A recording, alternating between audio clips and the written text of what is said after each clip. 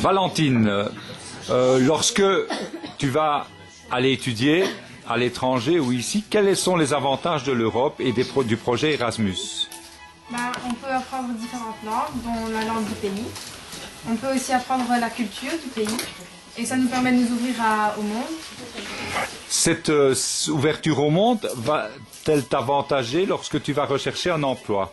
Oui, parce qu'on saura parler plusieurs langues et les langues c'est important parce qu'on en a besoin tous les jours.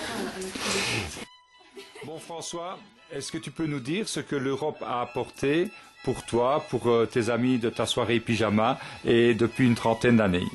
Pour nous, ça nous a permis de voyager plus aisément à travers les frontières et d'avoir une monnaie unique lorsqu'on partait en voyage. Alors, cet euro, qu'est-ce que ça permet justement d'avoir une seule monnaie quand on va à l'étranger? Par exemple, de comparer les prix entre les différents produits. Et au niveau du change, est-ce que c'est beaucoup plus simple pour toi? Oui, voilà, c'est plus aisé. On n'a qu'une seule monnaie et on n'est pas obligé de devoir échanger toutes les monnaies en fonction du pays dans lequel on va aller. Merci François. Et bonjour Camille, la loi Bosman, l'arrêt Bosman a été très important dans le monde du football. Qu'est-ce que ça a apporté, qu'est-ce que ça a changé pour les footballeurs? Toi qui joues au football, est-ce important pour toi? Pour moi oui, c'est important parce que ça permet la libre circulation des joueurs à haut niveau dans les clubs des pays européens. Donc cela facilite leur évolution et tout ça. Ils peuvent plus facilement passer à des clubs de niveau supérieur. Mais ensuite, sur le côté négatif, il y a le fait que ça oblige les petits clubs à devoir vendre leurs meilleurs atouts et donc les petits clubs ne deviendront jamais des grands. Merci. Bon, Anaïs, l'Europe a connu des problèmes d'alimentation très importants. Il y a eu la dioxine, il y a eu la vache folle. Qu'est-ce que la Commission européenne a mis en place pour un peu limiter ces problèmes? Eh bien, l'Europe a mis en place des lois et des réglementations par rapport à l'alimentation pour améliorer la qualité. Et ces lois vont permettre quoi en particulier pour les Européens?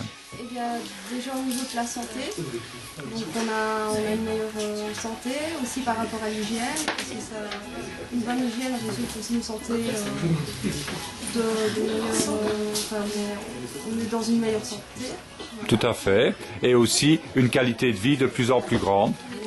Eh bien voilà, merci Anaïs.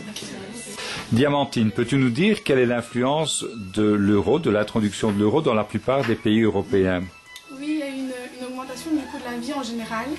C'est-à-dire que dans certains pays comme l'Italie ou la Grèce, des produits de premier besoin, ou par exemple les produits alimentaires ou quoi, le prix a augmenté.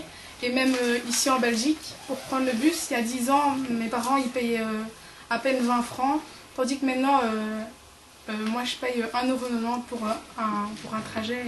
Et 2 euros, ça représente à peu près combien en francs belges?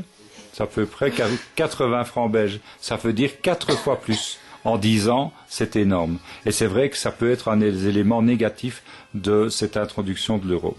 Merci à toi, Dame Diamantine.